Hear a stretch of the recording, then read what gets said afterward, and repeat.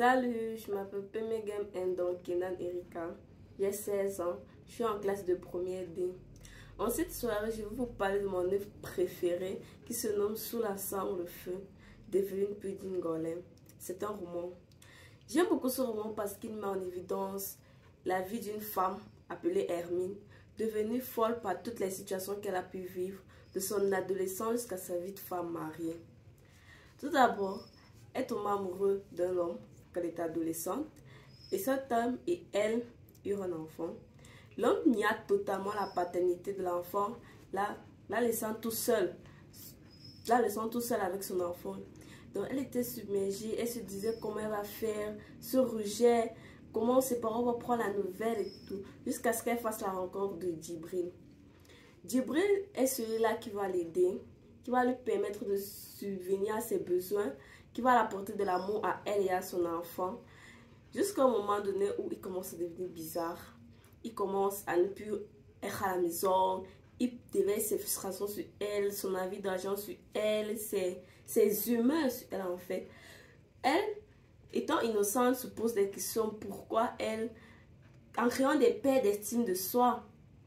Et jusqu'au fameux jour où elle a appris qu'il avait violé sa fille, cela créa un choc dans sa tête au point où elle se demanda pourquoi moi. Malgré ça, elle n'a pas détesté son mari. Elle était pourquoi il a fait ça. Cette œuvre m'a beaucoup marquée parce que elle parle de la vie que plein de femmes subissent. Parce que cette histoire n'est pas seulement l'histoire de Hermine, c'est l'histoire de plein de femmes dans plusieurs foyers qui, malgré l'amour qu'elles donnent à leur mari, ne reçoivent pas toujours cela. Malgré tout ce qu'elles font dans leur foyer, elles sont toujours victimes d'infidélité, d'inceste, de battements, parfois même des coups qu'elles subissent à cause de leur mari. Pourtant, elles sont toujours là pour eux. Et cela entraînant des traumatismes, cela pouvant entraîner la perte d'estime de soi, elle n'aurait même plus envie de se voir, se disant pourquoi moi, pourquoi malgré tout ce que je fais, il me fait ça à moi. Donc, en ce mois des droits de la femme, je voudrais tout simplement vous montrer, vous dire que malgré que les femmes sont des personnes hyper battantes, prêtes pour nous, elles sont des personnes hyper fragiles qui demandent que d'amour venant de leur mari, que de respect venant de leur mari et rien d'autre. Et c'est en partant de cela que je vais vous lire un extrait. Je me reprochais d'avoir réagi aussi violemment devant ma fille lorsqu'elle m'avait révélé la chose.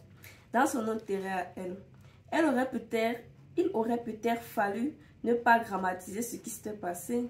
Maintenant, nos dialogues faits de silence et de tabous n'arrangeaient rien. Nous étions seuls, Djibril, Fanny et moi, à savoir ce qui s'était passé.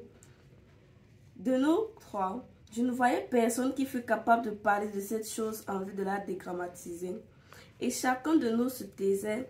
Pourtant, j'avais besoin de savoir pourquoi une telle chose avait pu arriver. Je voulais comprendre et non plus seulement condamner. Cela supposait que quelqu'un parlerait. Je résolus d'amener Djibril à parler.